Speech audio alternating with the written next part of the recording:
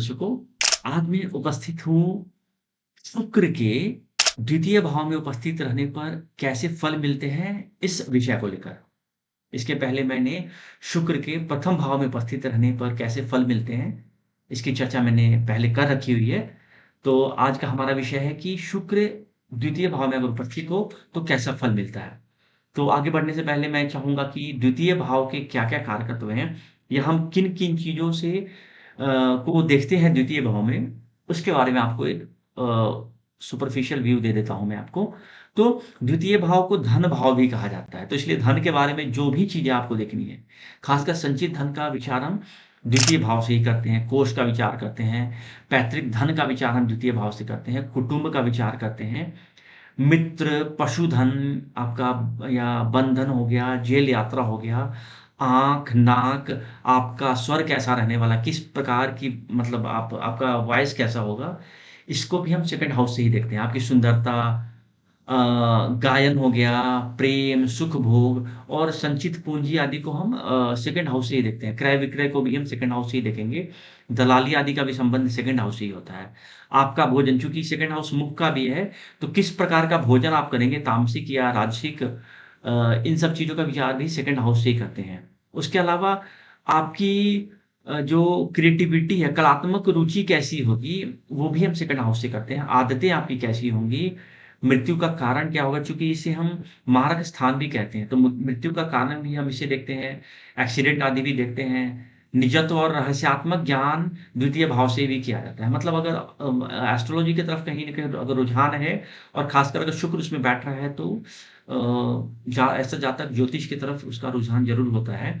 उसके अलावा आप देखोगे तो माता का बड़ा भाई भी हम इसी भाव से देखते हैं, क्योंकि 4th हाउस माता का है और 4th हाउस से आप 11th तक काउंट करोगे तो सेकंड हाउस में ही आकर रुकता है। तो इसलिए माता के बड़े भाई का विचार भी हम सेकंड हाउस से ही करते हैं। उसके अलावा आपके आँख का भी विचार हम सेकंड हाउस से ही करेंगे। अब अगर हम बात करें कि शुक्र किन-किन चीज़ों का कारकत्व लिए हुए है, तो शुक्र को हम ऐश्वर्य का कारक मानते हैं, वाहन का कारक मानते हैं, व्हाइट कलर का कारक भी शुक्र को ही मानते हैं। मनुष्य हो गया, स्त्री, ब्राह्मण, विवाह, चाँदी आदि का कारक भी शुक्र को ही माना जाता है। काम, प्रेम, मैथुन शक्ति, खटाई, नमकीन, जलीय पदार्थ और जलीय स्थान आदि का विचार भी हम शुक्र से ही करते हैं। उसके अलावा अगर देखोगे आप, तो आपके अंदर की काव्य शक्ति कैसी है, उसका विचार हम शुक्र से करेंगे, साहित्य का विचार शुक्र से करते हैं। मोती आदि जितने भी रत्न आभूषण होते हैं, उसका भी विचार आप शुक्र से ही करें। वसंत ऋतु ऋतु का विचार आप शुक्र से कर सकते हैं। गाना-बजाना, नाटक, सौंदर्य प्रसाधन, सुंदर वस्त्र आभूषण आदि का विचार भी हम शुक्र से ही करते हैं। तो ये तो कुछ जनरल फीचर्स हैं शुक्र के, जिससे हम विचार करते हैं। उसके अलावा आप देखोगे तो 12 4th और 7th, 12 4th और 7th भाव का कारक शुक्र को ही बताया गया है। ओके। इसके अलावा भोग विलासिता, आपकी कामातुरता कैसी होगी, इसके बाद वेश्यावृत्ति आदि का विचार, ये सब भी हम शुक्र से ही करते हैं। तो अब हम चलते हैं आज के विषय की तरफ कि शुक्र यदि सेकंड हाउस में हो तो कैसा फल देता है शुक्र। तो अगर शुक्र किसी भी जातक की कुंडली के सेकंड हाउस में हो, तो ऐसे जातक को निसंदेह कहीं न कहीं ज्योतिष से संबंधित अभिरुचि ज़रूर रहेगी। सेकंड हाउस चूँकि आपकी बोली का भाव है, आप किस प्रकार बोलते हो उसका भाव है। तो आप तो एक तो काफ़ी सॉफ्ट स्पोकन हो गए आप, चूँकि शुभ ग्रह है सेकंड हाउस में बैठ गया। उसके अलावा ज्योतिष की तरफ भी रुझान देखा गया है ऐसे जातकों का। उसके अलावा आप देखो तो ऐसे जातक धर्मकर्ता होते हैं और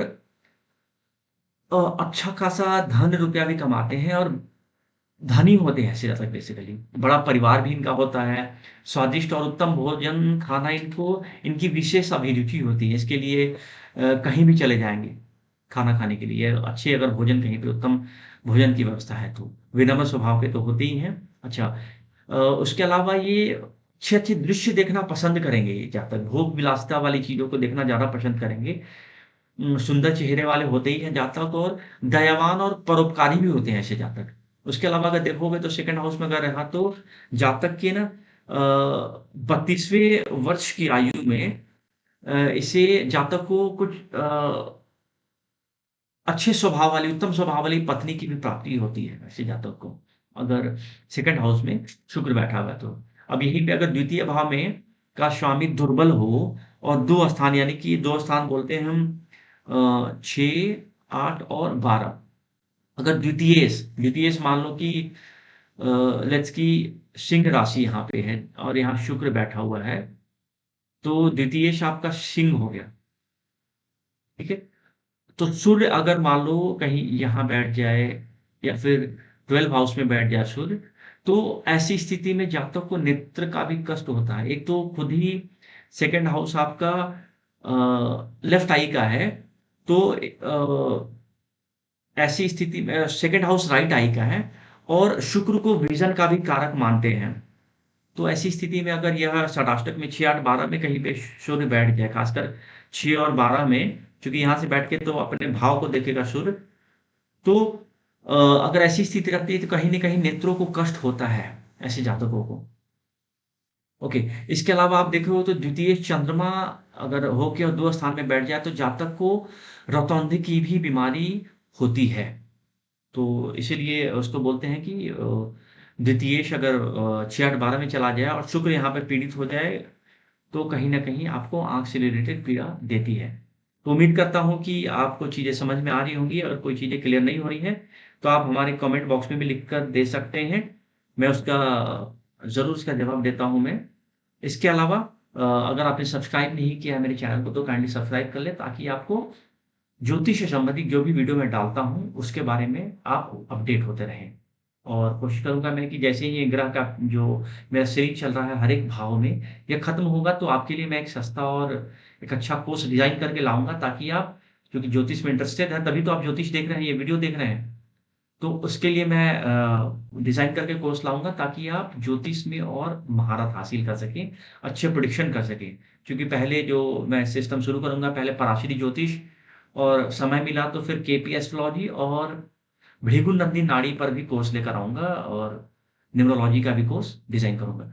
तो ये सारी चीज़ें हैं, भविष्य की बातें हैं, आगे चलती रहेंगी। बट हमारे साथ आप जुड़े रहें ताकि आपको ज्योतिष से संबंधित चीज़ों का लाभ मिलता रहे। अंत तक मेरे साथ वीडियो में बने रहने के लिए बहुत-बहुत धन्यवाद। नमस्कार।